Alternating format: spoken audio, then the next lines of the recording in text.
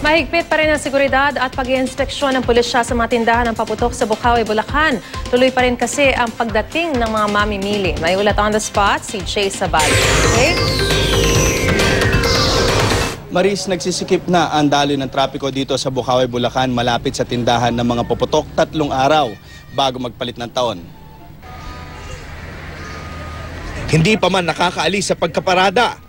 May sasakyan ng nakaabang para pumalit sa mga parking area sa dami ng mga bumibili ngayon sa Bukawi. Ayon kay Ani Dinglasan na mahigit 1 dekada nang nagbebenta ng mga paputok, sinisigurado raw nilang sumusunod sila sa panuntunan ng pagbebenta. Bawal na bawal raw sa kanila ang pagbebenta ng illegal na paputok. Measures namin ginagawa, sinisigurado namin na ang aming products ay well-labeled, saka may PS mark. Sinisigurado rin daw nila na mayroon silang fire extinguisher, sandbags at drum ng tubig na nakahanda sakaling magkasunog.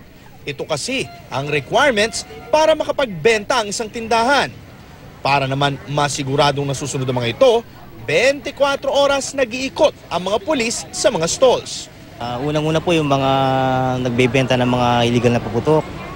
Kasama na rin po dito yung safety ng mga mamimili. Binabawal namin dito yung mga naninigarilyo. Si Leonardo Felix, bata pa lamang daw ay mahilig ng magpaputok. Ngunit noong 12 anyos siya ay naputukan siya ng labintador sa kamay dahil malagkit daw ang kanyang daliri sa pagkain ng biko. Ngayon, natuto na siya. Pintador lang. Yung maliit, kinyasapul noon. Hindi na ako nagpapaputok noon, puro pa ilaw na lang. Hindi okay ang New Year pagka walang walang mga pailaw sa bahay. Ibagay ka sa paputok din yung turutot maingay din Pero hindi ka na talaga masisiwan ito. Kasi talaga ito talaga gusto ng mga kabataan din.